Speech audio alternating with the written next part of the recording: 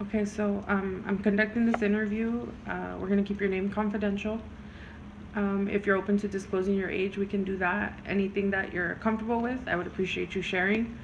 Um, if there's anything that you don't feel like you want to disclose, I'm going to completely respect that. Um, Thank you for letting me interview you. I'm hoping to learn more things from you. I'm not going to judge you in any way. Um, so I'm going to ask you a series of questions. I don't know, are you comfortable with stating your age? Yes, 27. 27, okay. Um, so my first question to you would be, when was the very first time that you committed a crime? Like, what was your age? I was about 15 years old. Okay. Um, are you comfortable in disclosing what you were? I was just joyriding. Okay, so that's where it started. Yes. Okay. Do you believe or feel that your like history or your upbringing played a role in you eventually finding yourself in prison? Yeah. Okay, so like if we if we consider like history and we consider upbringing specifically, I'm asking like regarding like severe childhood trauma. So that would be things like physical abuse, any type of like negligence, emotional abuse. It could be an absent parent. Do you think any of like those things contributed to you eventually finding yourself in the prison system? Yeah, and mostly neglect, abandonment. Okay, by who? Parents. Both parents? Hmm. Okay. Um, were you raised in the system or were you raised by Raised by a parents. caregiver? Parents. By both parents? No. So just Single parent. raised by one parent, mother? Father. Okay, so you were raised by your father. Um, how old were you when you recall your mom leaving the home? I was about 9 years old. Okay. Um, do you believe that the first time you were incarcerated, like at 15, do you feel that if other forms of rehabilitation were offered to you, like mental health services or like therapy, maybe like a mentor program, do you think that if those type of services were offered to you, that would have prevented you from maybe finding yourself in prison? Maybe. Okay. What types of things led to you becoming incarcerated? So like, where did it start? So I know you shared that you were incarcerated at 15, but is there any like history of like um, substance abuse? Any history of Yeah. like gang affiliation, things like that? Yes, it was. Okay. Can you share a little bit? Um, well, when I was 15, I started hanging out with the wrong crowd. After high school. Well, during high school, and and started getting into crystal meth at a young age, and then started doing crime with them, and that's how I picked up my first case.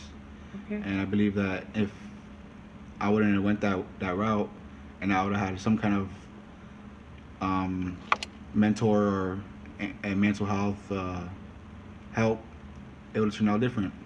Okay. Um, did you identify yourself with any particular um, gang? You don't have to disclose what gang, but are No. you would you Yes, consider yourself an active member of a gang, or were you previously an active member of a gang? I'm an active member. Okay. Um, do you believe that a lot of the behaviors were learned behaviors? So were they things that you kind of learned based on your environment, like Yes. based on the things you were seeing by maybe other people who were part of the gang, or maybe I don't know, other family members? Yeah, as I was growing up, I seen a lot of violence, so I pretty much picked up from that, Okay. and learned the morals and values of being a gang member, and stood with that, and that's all I pretty much that's all I knew, is how to live like that, and violence, and I seen a lot of violence when I was growing up, from friends, people dying, you know. Okay. Um,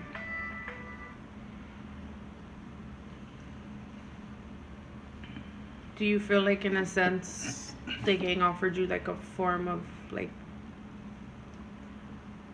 belonging or feeling like, I guess, Like another were you family. like looking for acceptance in a sense? Yeah, I could say that. You know, Okay. looking for acceptance and just to be noticed. Okay. You know.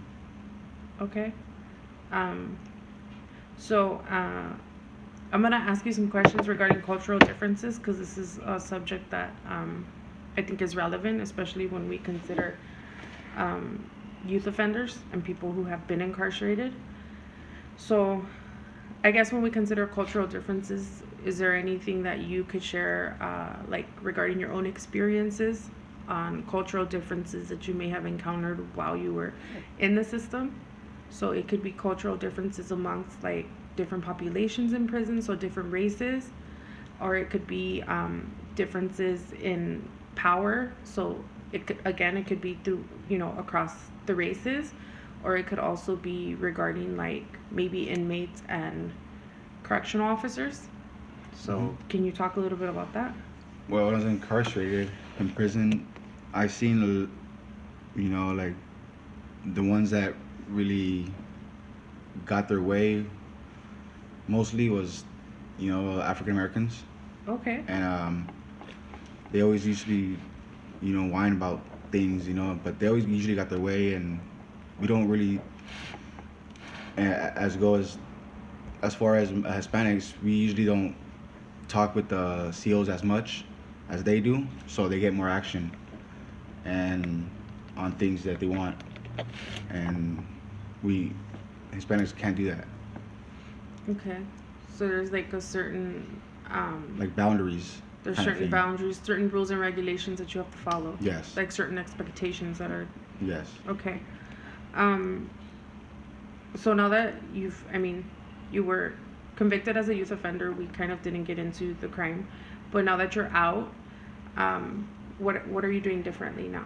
Like how have you made changes? So what kind of services are you getting, or how have you kind of what have you done different to not take the same route? Well, I started staying away from my neighborhood. Okay. That's one. That's a good thing right there. And I got some mental help. And Any mental health diagnosis that you're open to sharing? as far as right now, it's just depression and anxiety. Okay. I'm seeing if I can get PTSD for being in prison. Okay. That kind of makes sense, Because right? that's kind of trauma. Okay. Are you currently on any type of medication or? Yeah, Zoloft and what's the other one? Resperdone. Okay. Do you feel that that's helping you in your Somewhat. progress? Sometimes, yeah. Sometimes Okay. it does. Are you working on seeing a therapist or psychiatrist? Are you Yes. seeking any type of therapy? That's good. Counseling. All right. Therapy. Okay. Good. So I'm gonna go ahead and end the interview now. Thank you very much for your time. I appreciate you being honest and open.